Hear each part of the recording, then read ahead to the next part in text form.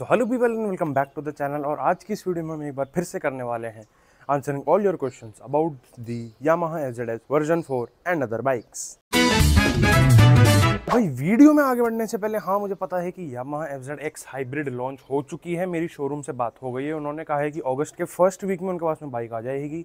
जैसे ही मेरे पास में बाइक आएगी उसका review, comparison with hybrid, with normal FZX, with normal FZS, FI, non hybrid, सबका सारी की सारी वीडियोस हम आपके लिए लाएंगे ज़रूर से। तो स्टे ट्यून फॉर दैट। ठीक है, चलो भाई लेट्स स्टार्ट। सबसे पहला क्वेश्चन ही आता है, विच इज़ बेटर एफजेडएस हाइब्रिड और एफजेडएक्स हाइब्रिड। तो देखो भाई, दोनों में से बॉडी का फ़र्क है, बाकी मोस्टली चीज़ें सेम है। थोड़ा सा एक और डिफरेंस उसके अंदर जो मैंने देखा है, जो भी पिक्चर्स आई है सामने की, उसका जो इंस्ट्रूमेंट क्लस्टर है वो दोनों TFT है, नो डाउट। बट एफजेडएक्स का जो अंदर का थीम है वो अलग है, आपको ऐसे सर्कुलर सा थीम मिलता है उसके अंदर, तो थोड़ा सा थीम का फ़र्क है।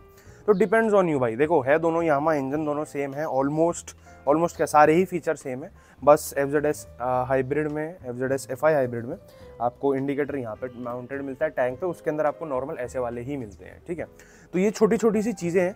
तो आपकी मर्जी, अगर आपको मेटल बॉडी चाहिए, आपको थोड़ी सी और ड्यूरेबल बॉडी चाहिए मोर देन दिस, अगर आपको बॉडी के मामले में ज़्यादा मेंटेनेंस नहीं करनी है तो फिर आप एफजेडएक्स के साथ में जा सकते हैं। नहीं तो अगर आपको थोड़ी ऐसी स्पोर्टी लुक चाहिए और आप थोड़ा सा, क्योंकि देखो भाई फाइबर बॉडी है, थोड़ा मेंटेन करके रखना पड़ता है, हमेशा ध्यान रखना पड़ता है कि भाई कहीं से गैप तो नहीं आ रहा। अगर जैसे ही गैप आया उसको फटाफट से आप सही कर दो तो फिर आपको लॉन्ग टर्म में उतनी प्रॉब्लम नहीं देगी। ठीक है, so if you want a good body and retro looks, go for FZX, नहीं तो एफजेडएस एफआई हाइब्रिड। और हाँ, एफजेडएक्स की सीट भी बहुत कंफर्टेबल है। तो अगर आपको बहुत ज़्यादा लॉन्ग राइड करनी है सिटी में, या अगर आपकी सिटी डेली टूरिंग ऑलमोस्ट आपको 3 घंटे करना पड़ता है, मतलब 1.5 घंटा जाना, 1.5 घंटा ऑलमोस्ट, अगर इतना करना है तो मैं कहूँगा एफजेडएक्स ले लो। उसकी सीट थोड़ी सी और ज़्यादा बेटर है, इसके अंदर आपको कुशनिंग ऐड करानी पड़ेगी। जैसी सीट यामाहा की तरफ से आती है उसके अंदर आपको ये इतनी कंफर्टेबल नहीं होगी, बट अब जैसे मैंने इसके अंदर कुशनिंग करा रखी है तो अब स्वाद आ जाता है। भाई तुम अपने दिल से बताओ कौन सा लेना चाहिए, एफजेडएस वर्जन 4 हाइब्रिड, MT-15 या Hunter 350।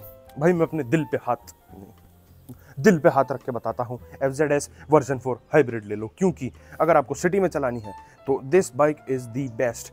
12 bhp power, 13 Nm torque, बहुत ज़्यादा होता है, मतलब काफ़ी डिसेंट होता है, ज़्यादा तो नहीं कह सकते बट डिसेंट होता है, सिटी के हिसाब से काफ़ी है। क्योंकि सिटी में आपने कहीं नहीं भगानी, सिटी में मेन मोटिव ये होता है कि मैं A पॉइंट से B पॉइंट तक चले जाऊँ और उसके अंदर मेरी गाड़ी सबसे कम तेल खाए। माइलेज ओरिएंटेड चाहिए होती है सिटी में। ठीक है, हाईवे के ऊपर आदमी इतना नहीं सोचता क्योंकि हाईवे पे फास्ट चलाता है गाड़ी, बट सिटी में ये चीज़ होती है यार मेरी गाड़ी माइलेज नहीं दे रही। ये प्रॉब्लम आपको एफजेडएस वर्जन 4 हाइब्रिड के साथ में नहीं आएगी। MT-15 में मैं ये कहूँगा यार, माइलेज उसकी ठीक है, पावर ज़्यादा है, आपको कुछ 18.3 18.2 bhp पावर मिलती है। और उसका माइलेज जो है, जो अच्छे ठीक ठाक तरीके से चलाता है, थोड़ी बहुत स्पीडिंग भी करता है, उनको 45-50 तक भी निकाल के दे देती है। मैंने रिव्यू सुने, किसी को 40-45 देती है। बट उसके अंदर सबसे बड़ा ड्रॉबैक ये है कि भाई उसके अंदर आपको पिलियन सीट नहीं मिलती। तो बाई चांस अगर आपका कोई दोस्त, आपका कोई क्लोज फ्रेंड, आपके मम्मी पापा वगैरह, अगर आपको कभी उनको लेके जाना होगा तो उसके अंदर उनका बैठना ऑलमोस्ट नामुमकिन सा हो जाएगा, क्योंकि सीट ही नहीं है भाई, बहुत छोटी है। ठीक है, अगर आपको इस थोड़े ये पर्पस भी है आपका कि भाई एटलीस्ट मान लो महीने में 4-5 बार मेरे को पेरेंट्स के साथ में जाना है, तो उसके अंदर ये ज़्यादा बढ़िया रहेगी आपके लिए। और सिटी वाइज तो भाई मैं एफजेडएस वर्जन 4 ही रेकमेंड करूँगा। MT-15 इतने बड़े इंजन का कोई यूज़ नहीं है, हंटर 350 तो सवाल ही नहीं उठता। 350 cc के इंजन का करोगे क्या? माइलेज आपको देगा वो 25-30 बस, इससे ज़्यादा तो नहीं मिलेगी। I want to buy FZS hybrid, but MT-15 welcomed me on the showroom entrance and turned my mind. I came back home as I was totally confused and entangled. I have to ride 50 kilometers up and 15 kilometers down daily, and want to comfortably cruise at 75 km per hour.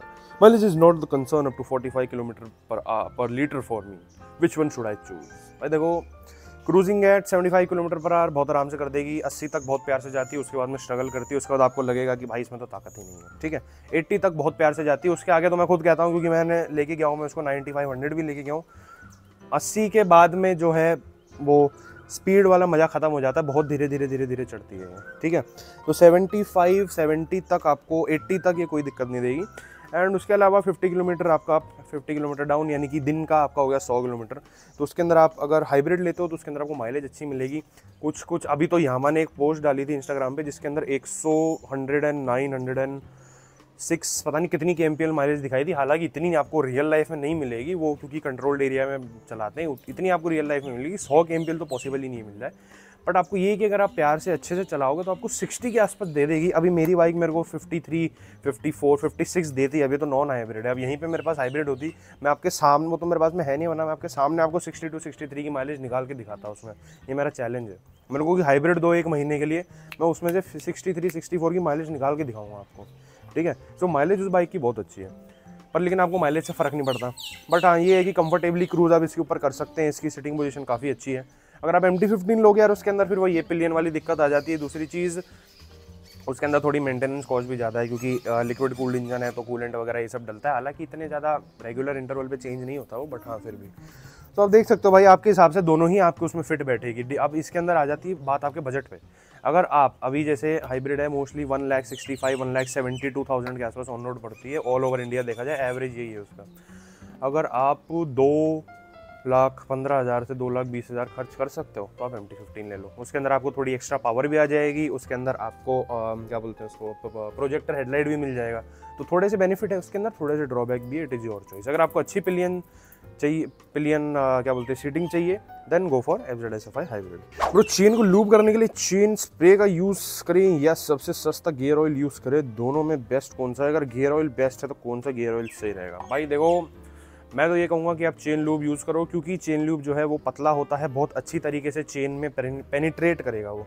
क्योंकि ये वाला जो हिस्सा है chain का, मैं आपको कैसे दिखाऊँ, यहाँ पे अगर आपको दिख रहा हो तो पता नहीं दिख रहा होगा कि नहीं, ये जो ऐसे 2 डॉट्स होती है ना, मैं आपको अभी फोटो दिखा दूंगा, ये जो डॉट्स होती है इनके बीच में जाना चाहिए चेन, सॉरी लुब्रिकेंट, ठीक है। और वो जो है स्प्रे वाला ज़्यादा अच्छे से करता है, क्योंकि वो पतला होता है और वो आसानी से अंदर चला जाता है।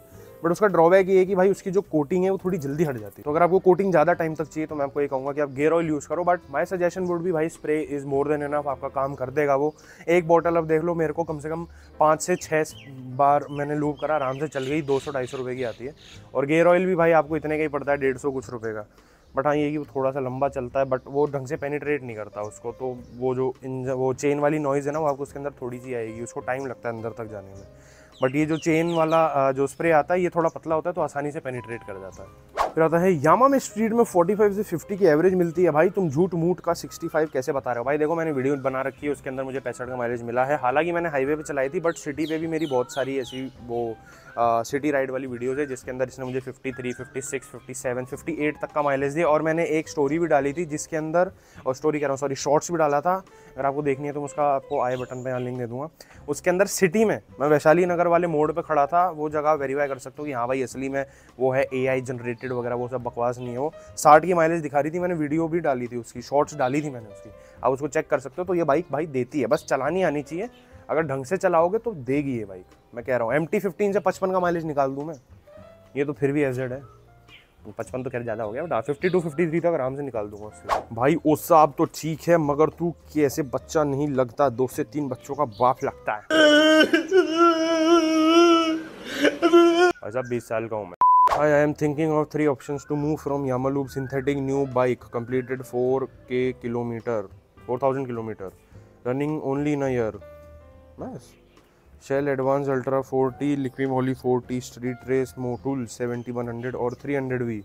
Indeed buying during sales at lower prices below 900 to 1000. Which one is better? भाई देखो, मैंने Motul 7100 10W40 यूज़ किया है, तो मेरे हिसाब से वही सबसे सही है। अभी फ़िलहाल इसके अंदर यामा लूप डला हुआ है, वो MT-15 वाला, बट मुझे उसके अंदर उतना मज़ा नहीं आ रहा, क्योंकि माइलेज भी मुझे उतनी नहीं मिल रही है जितनी मुझे पहले मिलती थी। अभी मुझे इसके अंदर एवरेज 53, 54 मिल रही है, बट उस इंजन ऑयल के साथ में मैंने इसे 57, 58 भी निकाल लिया है। तो अगली बार तो भाई मैं वापस से वही डलवाने वाला हूँ, क्योंकि इसमें वो स्वाद नहीं आया यार। और अगर आपको ज़्यादा टाइम तक रखना है तो मैं आपको कहूँगा Motul 7100 ही यूज़ करो, क्योंकि ओवरऑल जो उसकी ऑयल की क्वालिटी है वो काफ़ी अच्छी है, जो आपको बाकी ब्रांड्स मिलते हैं। तो आपकी एक साल में अगर सिर्फ 4000 किलोमीटर ही चलती है, जैसे मेरी है, मेरी ज़्यादा नहीं चलती, साल में 4-5 हज़ार किलोमीटर चलती है, तो वो चीज़ आपके लिए बढ़िया रहेगा। Motul वाला बढ़िया रहेगा, क्योंकि वो जल्दी ब्रेक डाउन नहीं होता, क्योंकि ओवरऑल जो उसके एडिटिव्स है, उसकी जो क्या बोलते हैं उसको, उसकी क्वालिटी जो है वो काफ़ी अच्छी है। इंजन ऑयल के बारे में डिटेल्ड वीडियो देखने के लिए यहाँ पे क्लिक कीजिए। क्या है, मुझे 3-4 लोगों ने कमेंट करा था कि भाई इंजन ऑयल पे डिटेल्ड वीडियो बनाओ, कैसे होता है, क्या होता है, कैसे चूज़ करें। तो 3-4 लोगों ने कमेंट करा था और उसे 3-4 लोगों ने ही देखा है, सो प्लीज़ वॉच इट। एक वीडियो इंजन ऑयल के ऊपर बनाओ। शोरूम वाले बोलते हैं कि अगर कोई और दूसरी कंपनी का इंजन ऑयल यूज़ करोगे तो हम इंजन वारंटी नहीं देंगे, ऐसे बहुत से रीज़न बताते हैं। So bro please make a video about best engine oil, how to manage showroom service. अगर वीडियो नहीं बनाओगे तो कसम तो कम से कम Q&A वीडियो में मेरे इस क्वेश्चन का आंसर बता देना। भाई देखो इंजन ऑयल में मैंने वीडियो बना रखी है, यहाँ पे क्लिक करके देख सकते हैं, ज़्यादा लोगों ने देखी नहीं बट आप देख लेना। और भाई देखो शोरूम वाले जो है डिपेंडिंग आपके शोरूम पे डिपेंड करता है। अब जैसे जिसमें मैं जाता हूँ सर्विस कराने के लिए वो तो कुछ नहीं बोलते, मैं उन्हें कहता हूँ भैया मेरे को एक ऑयल फिल्टर दे देना, ऑयल में घर चेंज कर लूँगा, तो कहते हैं ठीक है सर कर लेना, बस प्रॉपर ग्रेड डालना है इसके अंदर। मैं कहा ठीक है बस, इससे ज़्यादा उन्होंने मुझे आज तक नहीं बोला कि भैया आप यहीं से डलवाओ नहीं तो वो वारंटी हो जाती है, ये हो जाती है, वो हो जाती है। भाई देखो शोरूम पे डिपेंड करता है, सीधी सी बात है। उनको अगर सर्विस करवानी होगी, अपने पैसे बनाने हैं, तो फिर वो आपसे लेंगे ही लेंगे। बट मैं तो आपको यही कहूँगा कि भाई आप एटलीस्ट जो इसकी 4th सर्विस है ना, जब तक ये अंडर वारंटी रहती है, शायद नहीं 2 साल की आती है ना इसमें, तो जब तक इसकी फ्री सर्विस मिलती है आपको, तब तक आप या तो अपनी खुद की इंजन ऑयल की बोतल ले जाओ। अगर वो नहीं डालते तो कह दो भाई मेरे को तो ऑयल फिल्टर दे दे, मैं बाहर से बदलवा लूँगा। सीधी सी बात है, एज सिंपल एज दैट। क्योंकि इंजन ऑयल से इतना फर्क नहीं पड़ता जब तक आप अच्छी कंपनी का डलवा रहे हो। अगर आप मोटोल या शेल हो गया, फिर गल्फ के जो आते हैं, इनके इंजन ऑयल जो है थोड़े डिसेंट होते हैं, अच्छे होते हैं।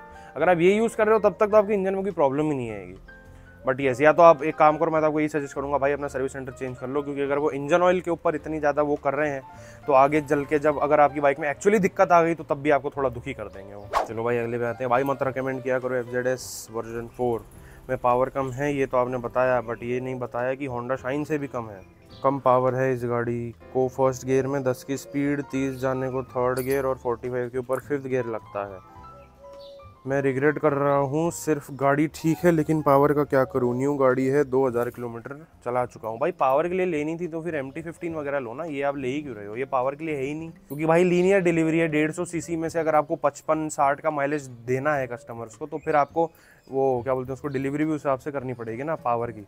अगर आप इसके अंदर धैं एकदम पिकअप दे दोगे तो घंटा आपको वो मिलेगा। और भाई सिटी के हिसाब से मोर देन इनफ पिकअप है। आप कोई ओवरटेकिंग नहीं कर रहे हो हाईवे पे, भाई ट्रक 70 पे चल रहा है, मेरे को 80 से उसको ओवरटेक करके जाना है। सिटी में चलाने के लिए है ये गाड़ी, ओनली फॉर सिटी पर्पस। अगर आपको पावर चाहिए आप MT-0 खरीदो, Z900 खरीदो, फिर वो BMW की 1000 RR क्या आती है वो खरीदो।